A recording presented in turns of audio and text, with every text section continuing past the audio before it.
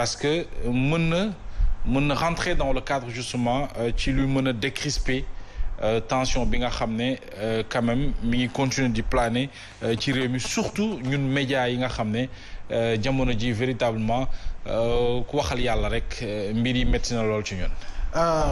dëggantaan mbir yi métti na si médias yi.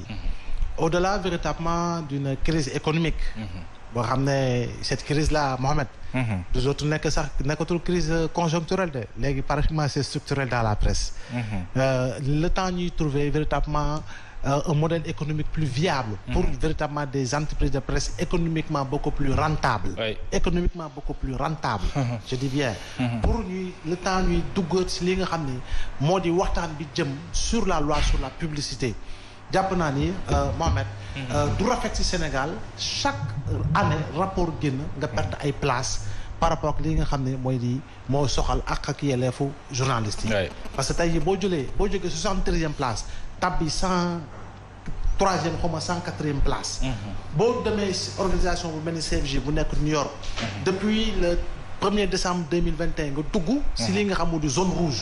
mais Mohamed xam nga yooyu yëpp ay indice la yoo xam ne dëkk yi am doole si wàllu koom ak si leneen dañ siy sukkandiku parce que liberté de la presse dafa bokk sur les fondamentaux yi tax effectivement yenn investissement yi di ñëw yenn jàppale yenn dimbali di ñëw donc bu ñu wéyee léegi di tëj journaliste Sénégal encore une fois Mohamed à quelle fin yokkulul dara état. bien sûr boo ko wàññiwu ko dara boo ko tëjee boo ko ubbee mu ñibbi wàññiwu ko dara. tout à fait et je pense que du question que ne ñun dañuy woote un corporatisme ambiant ou j'allais dire embrasant comme peuvent le penser certains mais en réalité dañu jàpp ni fu ñu toll nii Niger bi nga xam ne Mohamed ñun rawoon nañ ko si lu bari dem na si li nga xam ne mooy vote loi bi nga xam ne aujourd'hui au Niger ils ont dépassé le cap en lié à la déprisonnalisation des délits de presse. ñun Sénégal ba léegi coow loolu moo fi nekk moo tax ba tey ñu ngi tëj ay journalistes léegi nag comme ni ñu ko maître Khoureyssi Ba waxee. liberté provisoire en téléchargement. defe naa ne nag no émo yi bari giga yi bari waaye l'essentiel nañ leen seen ñu génn. ñu daal di leen di gàttandu. parce que sëñ Saliou si wàllu boppam man dama koy wax toujours tey sax daanaka moom moo yee. parce que ñi déggante léegi mu may ma ko ñu moo ko ma fa doon waaj dem tey faf moom mu duma jot si fi nga xam ne moo di téléphone bi bien sûr donc kii di Pape Ndiaye daanaka def na fa ñetti weer Serigne Saliou Gueye aujourd'hui il a né à son 29e jour d'incarcération tey jii nii Maty Sarr Niang ñu ngi ko ciyee ba léegi Oustaz Assane Seck ñu ngi ko ciyee ba léegi mais jàpp ni nag véritablement gis nga li ma doon wax au départ si tu te souviens que les journalistes font partie intégrante du dialogue et quel que soit le dialogue qu'il soit direct ou qu'il soit indirect nous sommes partie intégrante du dialogue parce que tey jii nii la ngeen di waxtaan bëgg ko wasaare bëgg Sénégal yi comprendre ko bëgg Sénégal yi épouser ko mais taskatu xibaar yi ñoo koy taataan ñoo koy segg ñoo koy jottali li nga xamoo di askan très bien mais pourquoi entrer en conflit avec des journalistes qui ne sont ni l'ami de l'opposition encore moins l'adversaire du pouvoir. D'accord. Encore une fois nous sommes partie intégrante de la société civile te véritablement il faut quand même Mohamed soo ma ko mayee en quelques secondes pour véritablement saluer le travail abattu par la coordination des associations de presse dafay am ñoo xam ne ñi ngi suñu biir ba pare di tal ñi nga xam ne ñoo di cap je dis encore une fois Mohamed gis nga ku namm liggéey li cap di liggéey da ngay wàcc sur le terrain liggéey li cap di liggéey alors yaa ngi doon wax léegi ne cette libération mi ngi en téléchargement d'après maître Khoureyssi et on vient d'avoir en tout cas l'information selon laquelle Serigne Saliou Gueye est libre alhamdulillah donc loolu moom c'est pour les autres on attend la confirmation c'est une très bonne nouvelle c'est une très bonne nous nouvelle allons retrouver le parce que grand ci plateau bi lañ doon toog ñun ñëpp di sàkku pour ñu bàyyi ko donc bu ñu ko libérer du ñu mën lu se réjouir. Donc retrouvons notre grand frère, retrouvons notre ami, retrouvons notre compagnon, retrouvons la personne avec qui nous partageons pas mal de choses, de petites, de moyennes et de grandes choses. Donc je parle en souriant parce qu'en réalité c'est tout à fait naturel parce qu'en réalité je suis gagné par une émotion, mais cette émotion-là c'est une émotion positive. Bien sûr. Parce qu'en réalité émotion bi ni jamono ji képp kuy taskatu xibaar wala citoyen sénégalais tout court defe naa ni Cheikh Omar aujourd'hui transcende na la ngay yëg sa xol transcende na la ngay yëg dans l'esprit en réalité nous le ressentons dans l'âme et l'âme est partout nulle part en nous donc fépp lu ñu koy yëgee donc loolu mbégte la mais je dis encore une fois que ni lii nga xam ne moo di xeex ñuy xeex du pour dara parce que gën a ñoŋal liggéey bi rek la gën a ñoŋal démocratie moo ne bu ñu fàtte une chose nous nous acheminons vers la tenue des assises de la presse assises de la presse yooyu commission yi xam nga pour lan la xoolante suñu biir waxante dëgg suñu biir lan moo di góom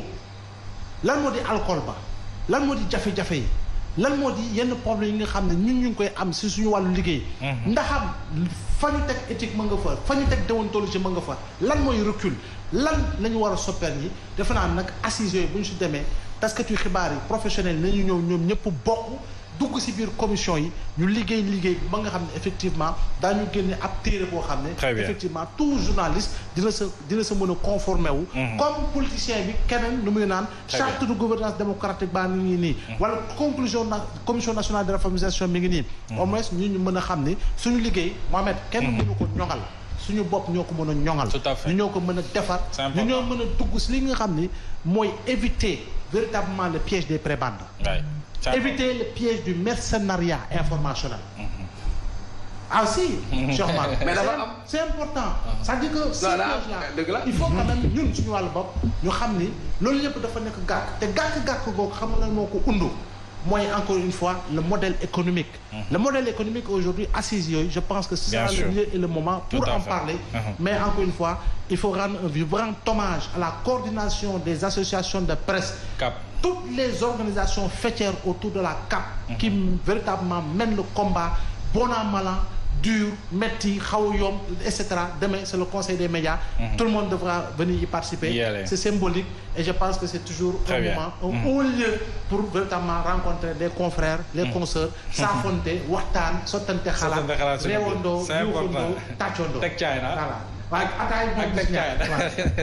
Alors merci, je pense que ne Ablaye waxaalal nañu ñëpp on est pris par le temps. Mais bien sûr sujet à débattre. Bien sûr. Ça devrait mën ngeen ci ñëw sur le. Non Ablaye wax na lépp. Et puis comme pour man il l'a fait avec beaucoup de sincérité avec beaucoup de cœur. D'ailleurs man booy seet seen Saliou man lëj naa trop mais dama xaw am ci moom kersa. Parfois ñu bokk émission sax ma xaw a xëccoo mais bu ñu génnee damay yokk sax pour bañ mu gis ma. grand bu baax tellement cër bi mais Ablaye.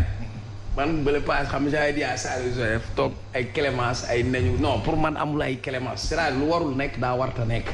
punto final yaa yaa c'est-à-dire jël nañu ay nit teg leen ci lu leen neex. D'accord. en matière de justice la détention c'est l'exception mais nit ki am na toutes les garanties saa ko soxlaa nga woo ko. D'accord. mais mënoon nañ def contrôle mais nga jël ay nit. dugal leen ci ay conditions pendant 1 mois jël ay nit pendant 2 mois après ñu génne leen ñu ne oui c'est beau c'est pas beau c'est pas nice. C'est ça la vérité Olof Ndiaye nee na kuy aj bëggul kuy téel. yenn musulman la de la presse la. benn bi essayer xoqatal nit ñi wala ñi nga xamante ni seen xalaat wala seen position arrangé wu leen on va voir comment on va faire pour casser le moral ou pour briser mais c'est-à-dire les Ivoiriens ils disent ce n'est pas en cassant le thermomètre qu'on va faire baisser la température. 30 secondes. waaw sant bu baax ci lii nga xamante ni mooy mbégte mi nga xam ne am nañ ko ci Serigne Saliou Gueye dellu siwaat ci sunu biir beneen bi muy li nga xam ne Abdoulaye mu ngi koy wax nous sommes au courant de ça ci assises yi nga xam ne ñu ngi koy def ci biir presse bi pour yu bari joyanti ko waaye ba pare ñu assurer le 4e pouvoir en plein temps ba nga xamante ni si taxawaayu institution dina ko am ba ñi ci bokk dina am cër boo xamante ni dinañ leen ko jox ba yenn yii di mel ni maanaam xoqatal dootul dal ci suñu kaw donc encore une fois ñu ngi koy massawu bu baax a baax ci bis yamu fa def di massawu njabootam bu baax a baax ci dellu si gim dellu si ci suñu biir sauf que information daf ma rëcc parce que j'ai pas eu le temps de lire le communiqué merci à notre conseil Binta Diallo bu ma koy fàttali léegi conseil